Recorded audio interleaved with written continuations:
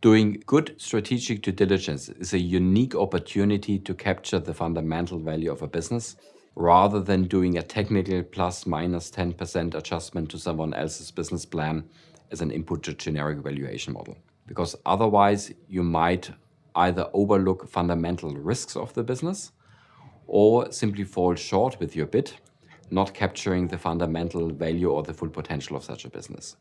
On top of that, a good 60% of the experienced executives we are working with actually claim poor preparation of a due diligence to be a major driver of disappointing deal outcomes later on.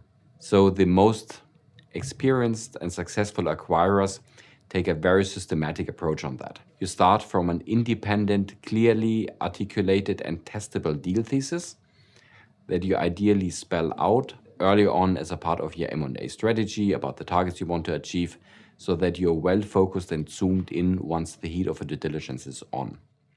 If such a due diligence does start, you then test those value drivers that you've spelled out in a very objective and factual manner. This typically would include a clear link of the business to market drivers.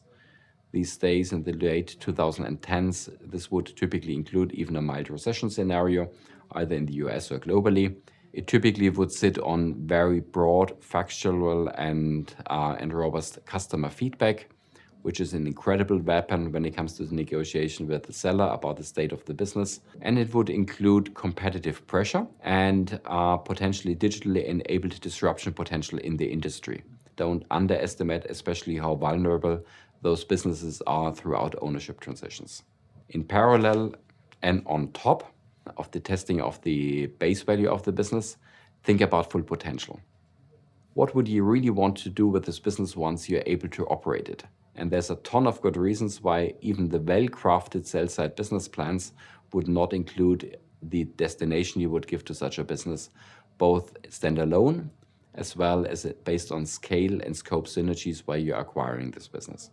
On top of valuation and business levers, start thinking integration and specifically risks, cultural misfits, etc. early on, especially around the critical areas and the value drivers of the business. This is not only going to allow you to focus your own efforts and your people to mitigate those risks, but it's going to give you a much better educated, proactive, lively and transparent discussion with the talent and the teams that you are acquiring, because they either will wait for or proactively ask you for their professional destiny.